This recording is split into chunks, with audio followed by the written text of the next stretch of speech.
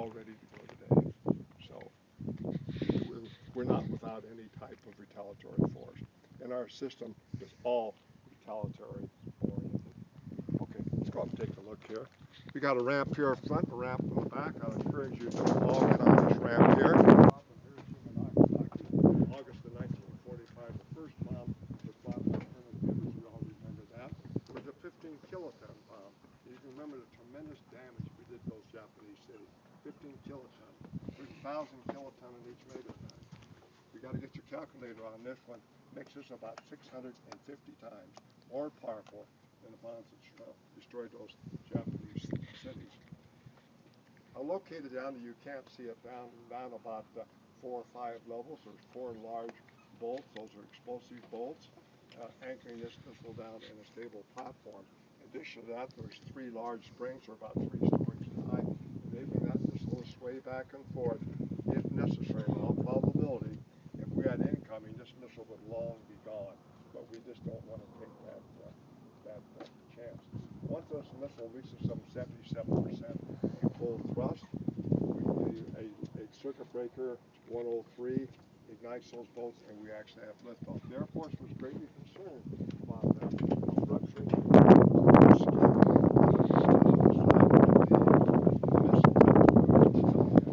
two things. They lined the inside walls of the launch structure. Actually, those are wire baskets that go on the wall about 12 inches full of insulation, similar to the insulation you have in your own home. 9 levels down, 146 feet down, we have a water reservoir that pumps upwards of 9,000 gallons per minute. The exhaust stage creates a huge amount of steam. You saw in that film that the steam going out the side like that, the water being pumped in that film was not here.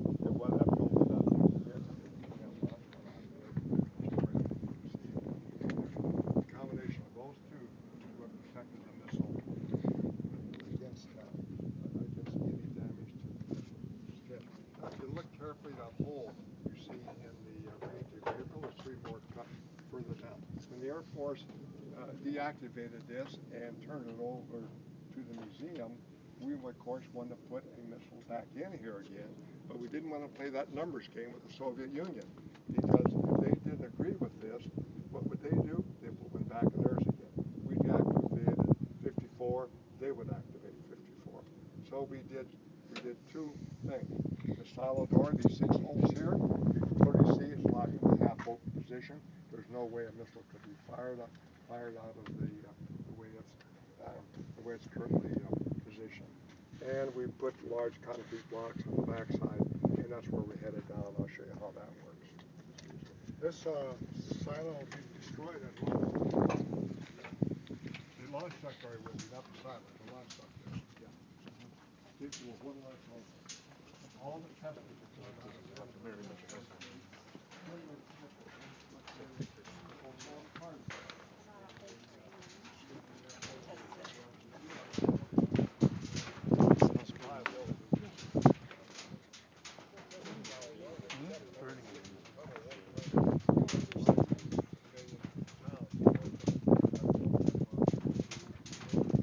See that shower? Yeah.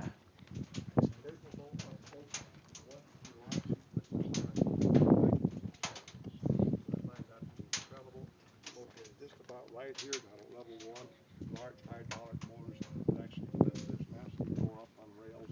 It's pulled back and forth by a series of cables. Back over on this side, I mentioned after the Air Force turned it over, before doing so, they destroyed these large plastic blocks. That's what the Soviet Union would be looking for. Once they flew over here with their satellites, they would make sure this door and these blocks have not been moved. If they had been moved, being a suspicious nature of their personality, they would assume that we took that one of the holes out and put another missile in it with a nuclear warhead. We did not. These blocks had never been moved since 1987, and we would monitor theirs the same way. This was not a one-way street. We've got 7 antennas around the complex here. They serve various purposes, but without communication, of course, we're dead in the water. We got the Collins antenna there, kept underground if those targets silo. We got that big, tall, telescopic antenna with two steps underground and a thing inside the silo. You see the door closed over the top. It has a mate way out the far end, and it's too in its own silo. We just didn't bother to bring it up. Okay, walk.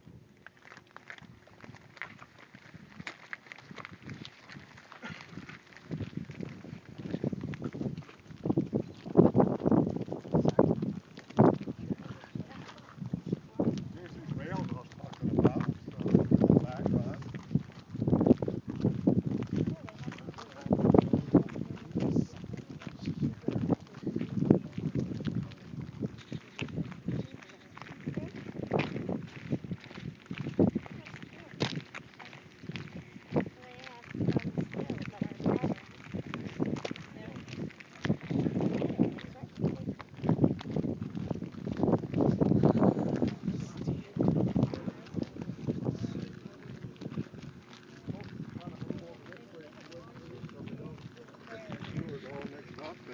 Folks, I mentioned before we have a 65-ton air conditioning unit down on level 2 right outside the launch deck there to keep that propellant at that constant 60-degree temperature. Give you some idea how big that is. We're not talking weight of that, we're talking capacity. The air conditioning unit you have in your own home, wherever you're from, is normally about a 4-ton. This is 65-ton. They could afford to pay the electrical bill back in those days. We cannot. So for your pleasure in the summertime, the museum has installed that big metal box. Who can tell me what that box is? An HVAC. It's an air conditioner. Well, you're in a ball game. It's called an evaporative cooler or swamp cooler. Very effective in our high temperature, low humidity climate we have here in southern Arizona. But under that, put there by the museum, under that is a large hole, so fresh air to the underground level. And secondly, it acts as an emergency escape route. The way we'll be going down has been destroyed. They can actually climb a ladder, exit under that hole. You see, it's also protected by 2 tickets as well. Well, that concludes our top side tour. Lynn is going to take you down to security in the control room. I'll be with you. Talk to you just a little later. Okay, thank you. Richard's going to follow me along to make sure that I don't do them. Actually, Richard, you started off with 23. I only see 21 here. Oh, my Lord. You count these youngsters, too? Oh, I forgot that. 23. All right. I'm going to take the elevator. You're off the hook.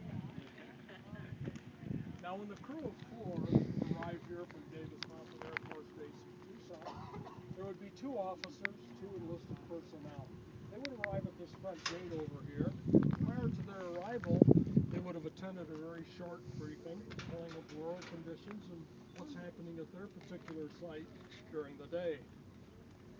On his arrival at the front gate, the commander would have to make a series of 4 telephone calls to gain access to the control center.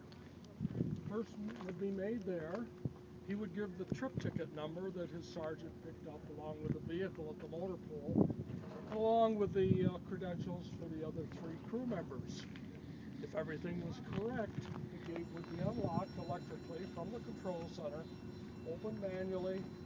They would drive through, close and lock the gate behind them. Now, from the time the commander made that first telephone call there until he made the second one at the bottom of this first flight of stairs, he would be given 3 minutes.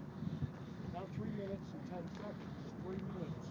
If it took longer than that, it would be considered a breach of security. The air police would be called. They would soon be on site. They would know that something had gone wrong. Suppose, for example, there was a bad guy aiming a gun at the commander to gain access, or there was an interloper in that group. The commander would deliberately drag his feet, take longer than 3 minutes, in knowing full well that the air police would soon be on the scene. So this is where we're going now. Please be very careful on these stairs. They're very steep, very slippery. Please use the handrail. Okay? Follow me, please. Level now. If not, you tell me. We're about 35 feet below ground level. You've had to come through an area that's built to industrial standards. By that, I mean it's built very well, certainly better than most houses. However, in the event of a nearby nuclear blast, the area we came through probably would be reduced to a pile of rubble. So therefore, it's considered a soft or an unsafe area. Now, I'm in a hardened or a safe area. That's why I'm in here and you're out there. Walls at least 4 feet thick, reinforced with rebar, 1 3/4 in diameter. Some of the rebar on site, same size as that handrail, 2 1/4 inches out in the silo area. This whole structure filled with a very high density concrete in an almost continuous pour, so that when it's cured, you essentially have one solid block of reinforced concrete. It is then faced with a 1/4 inch steel plate, which is butt welded and grounded to prevent the intrusion of radiation and electromagnetic pulse. This door over here consists of steel I-beams welded together. It has a machine surface here and here, neoprene seal all the way around. When that door is closed, essentially airtight. It also protects the crew members inside against an overpressure of over 300 pounds per square inch. Now, to put that into some perspective, 6 to 8 pounds, 6 to 8 pounds in the form of a hurricane or a tornado, I guarantee will flatten your house. So they were very well protected. Commander would make his 4th and final telephone call here, announce that he was at blast door number 6. He would push the open button here at the same time a similar button was pushed on the commander's console. That would retract these 4 huge vault pins hydraulically. The door could then be opened manually. Nothing automatic about that door, usually by the lowest rank on the crew, of course. They would put all of their material and equipment inside, needed for the 24-hour period. The door would then be closed. Commander would push the close button here. That would reinsert those 4 pins. The door would trip this switch here. The top pin would trip a switch on top. That would transfer the power to the next door. Not until that door was closed, the power transferred, could the next door be open. One door open at a time. Now, as we go through the blast lock area, take particular notice of the motor controls on the left, also the lights. Everything is hung from springs. Shock isolation. Everything that's launch critical is shock isolated, hung from springs. We'll see a lot of that as we go through. Let's go into the control center.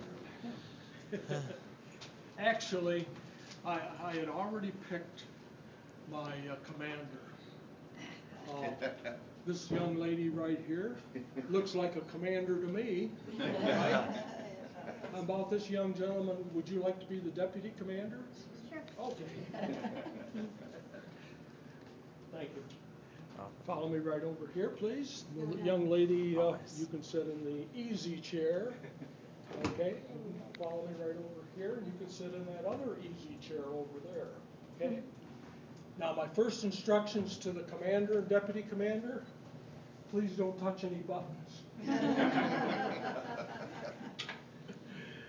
Okay, we're in a very unique structure here. It's a 3-story steel building. It's built like a bird cage. Round top, square sides, flat bottom. Now, you remember I said that everything that was launch critical is shock isolated? Well, certainly the control center should not be an exception, and it is not. 2 huge springs over there, 2 behind that panel, 2 over here, 2 behind this console. This whole structure is hung from 8 huge springs. That allows us to go up and down 18 inches. To get here, you crossed a very short bridge spanning what we call a rattlespace. Not a rattlesnake, a rattlespace, where the wall does not touch the floor all around the circumference, allowing us to go sideways 12 inches. Yes. Up and down 18, sideways 12. If you've never been shock isolated, well, now you know how it feels. We're all shock isolated in this building. This is where the crew would spend most of their time. Commander would sit here, usually a captain or a major. What do you think? Make her a major? Why not? We don't have to pay her anyways. Which pays more? Probably, this is not unusual. Women played a very important role in the later stages of these sites were active. Matter of fact, one of the last commanders here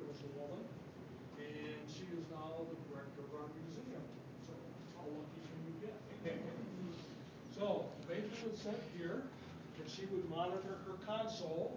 The bottom row would be for the ground equipment, center row for the missile, the guidance on that missile, top row, launch sequence.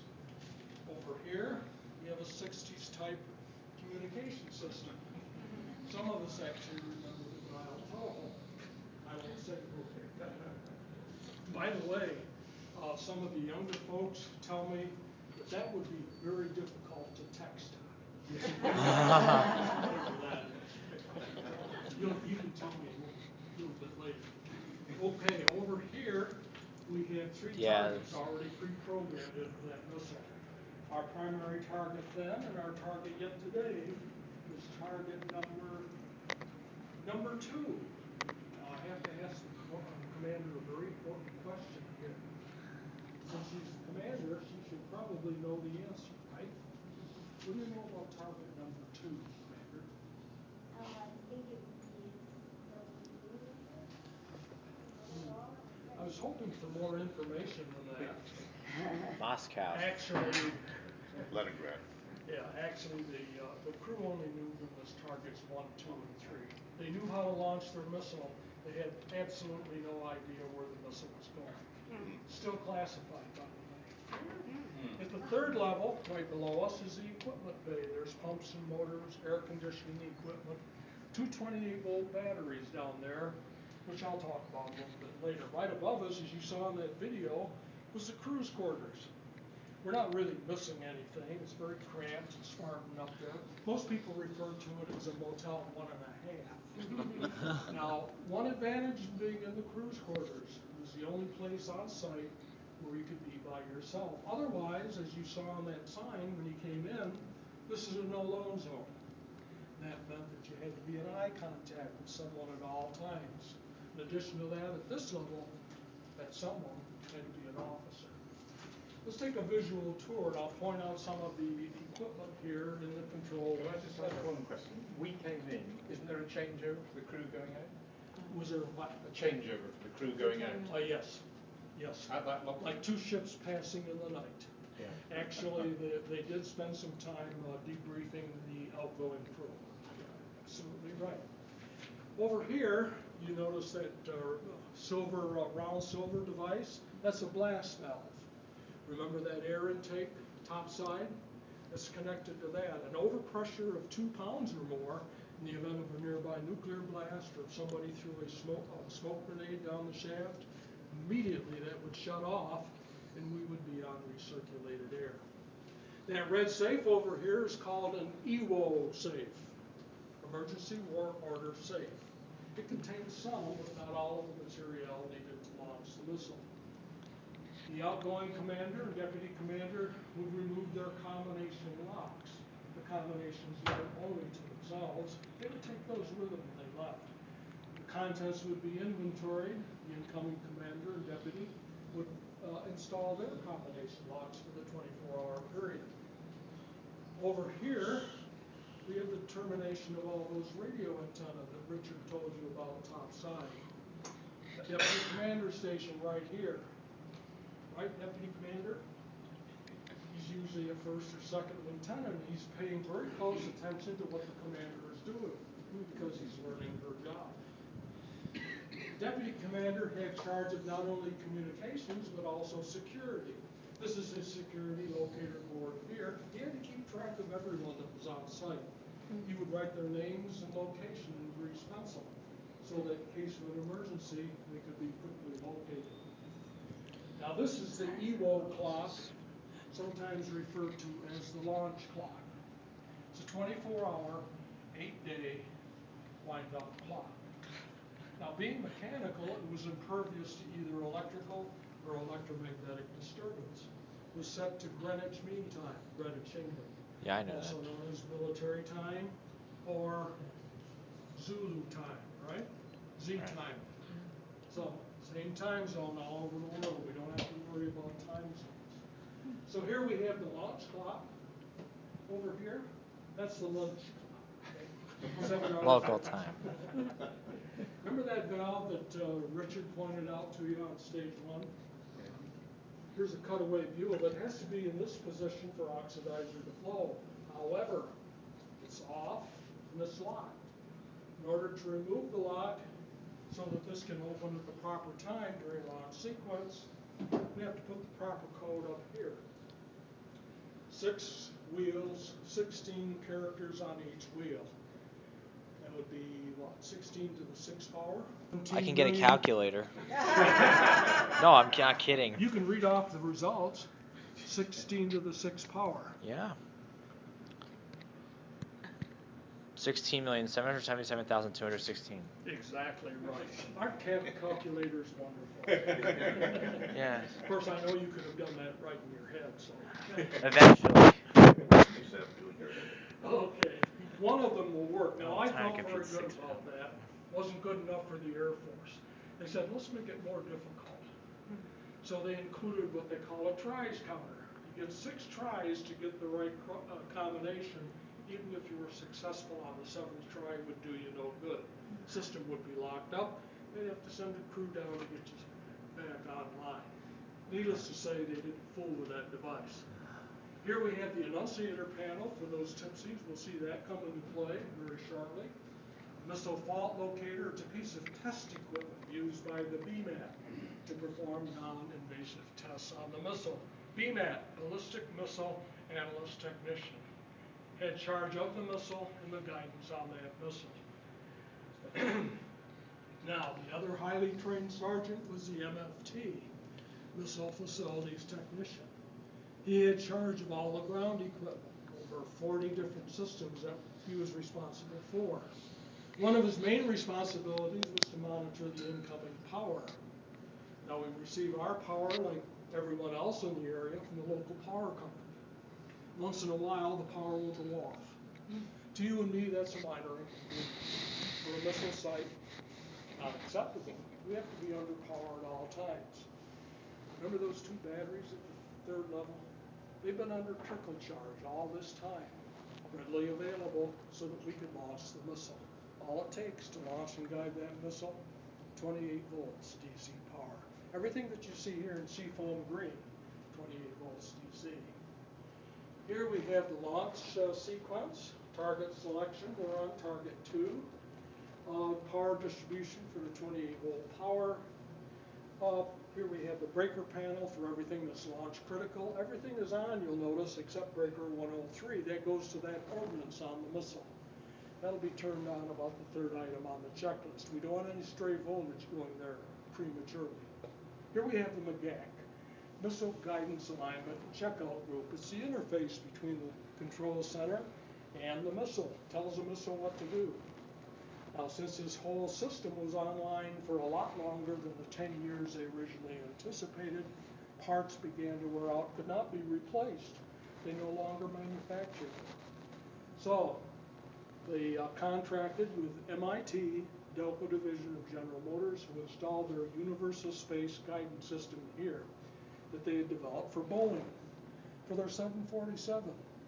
Found that with a few modifications, it would work very well in the missile system. Took everything out of those drawers, put it in one drawer, made it a lot lighter, made it more accurate. Now, if we were to receive a launch message, we'll come over these 4 speakers, 2 here, 2 over there, from 2 different locations. It would be preceded by a warbling sound, alerting the commander and deputy commander to take up their emergency action notebooks. They would copy the alphanumeric message exactly as it was given. Alpha, Bravo, Charlie, Whiskey, 1, 2, Niner, and so forth. It would be repeated. At the end of the 2nd repeat, they would trade notebooks to make sure they'd each copied the same message. If they had, they would go to the ELO safe, remove their locks, take out 2 sets of keys and a set of authenticator cards. Part of the message would tell them which card to take out, and if it matched with another part of the message, they would know they had a valid message from the president, the only one authorized to launch these missiles. Commander would break her seal, insert her key here. Deputy commander would break his seal, insert his key way over here. They're spring-loaded to the off position, just like the ignition on your car. So you can't turn one and overturn the other.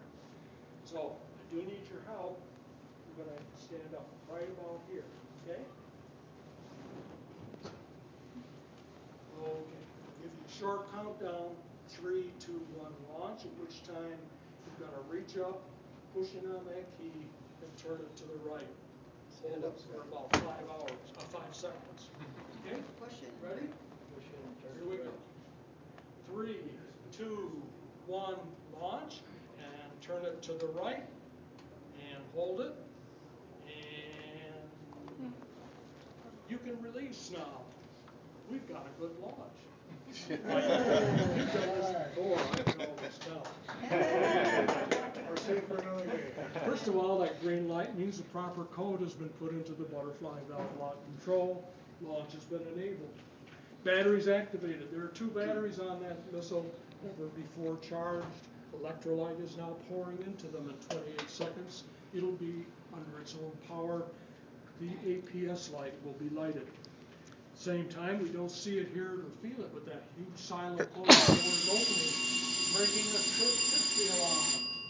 We're now silo soft. We're vulnerable to attack. Guidance go. The McGack has talked to that missile for the last time, knows where it's going, how to get there, and what to do when it gets there. Don't jump. This loud klaxon means that stage 1 has fired, causing fires in the launch duct. 4 seconds later, liftoff. 58 seconds from here to here. Just started something we can't stop. 30 to 35 minutes from now, 5,000 to 6,000 miles downrange, target number 2 will cease to exist. We have 2 more items on our checklist. We have to put out those fires, close the silo closure door, turn off all unnecessary equipment. The last item on our checklist, wait for further orders. We have enough food and water for about 30 days. Enough air for about half of that time. If we don't receive further orders, we have 2 choices. We can either go topside and be exposed to a nuclear environment, or we can stay here in the control center and probably suffocate. Neither choice is a very good one. The whole point being, of course, in a nuclear war, there are no winners. Peace through deterrence worked. We never had to fire any of them. Okay. How did they, excuse me, Yes, sir. how did they test this system? How did they test these? The testing was mostly done at Vandenberg Air Force Base, California. But I mean, once it's here, we assume that it's going to work?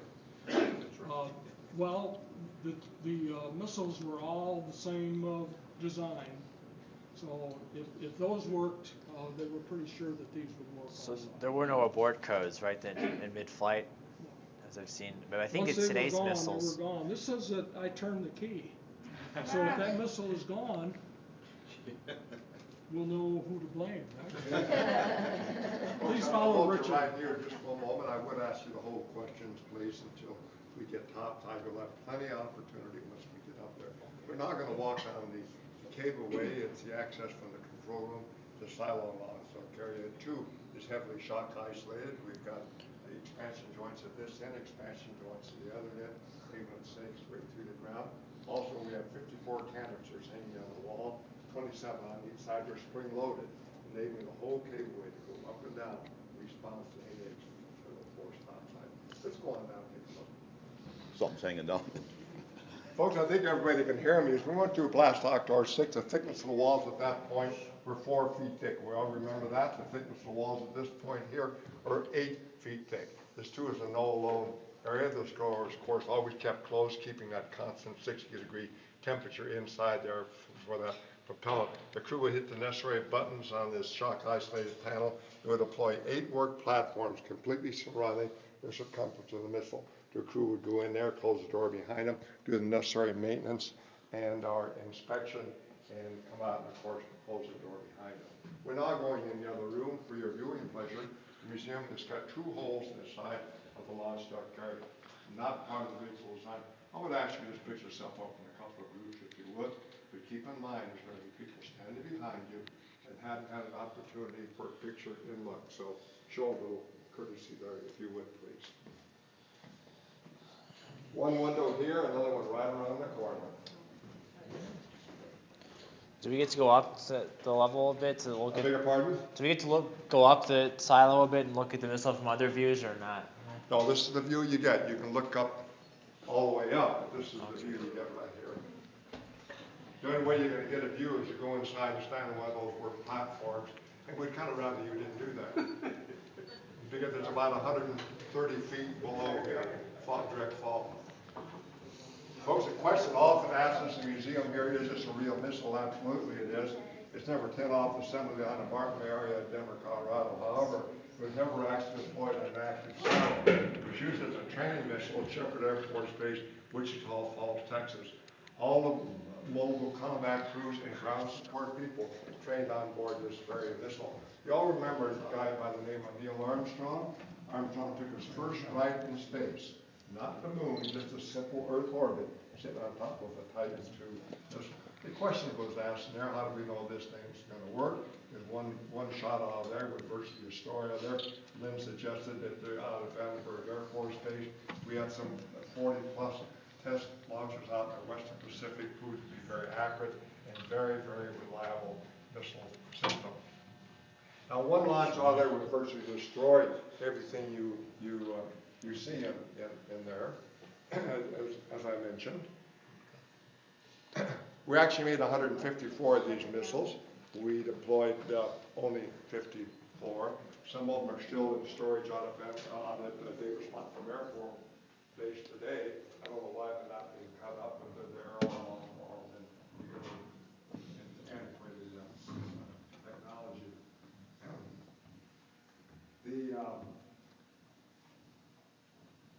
In addition to the 154, 12 of them were used in our Gemini program at Cape Canaveral, launching our Gemini mission. That's the one that Neil Armstrong and one other took the first ride in space. In addition to that, we had some 40 test launches out in the Western Pacific. And when they deactivated this and turned it over to the museum, they retrofitted 14 of these missiles. They did some retrofitting to the guidance system and the computers and things like that, but basically the same airframe as you see here today. The last to launch weather and communication satellites. The last launch for communication and weather satellite was October of 03. How's that for your money's worth? And this was only supposed to last 10 years. Folks, that concludes our underground portion of the tour. I know you've all got questions, and we apologize for that.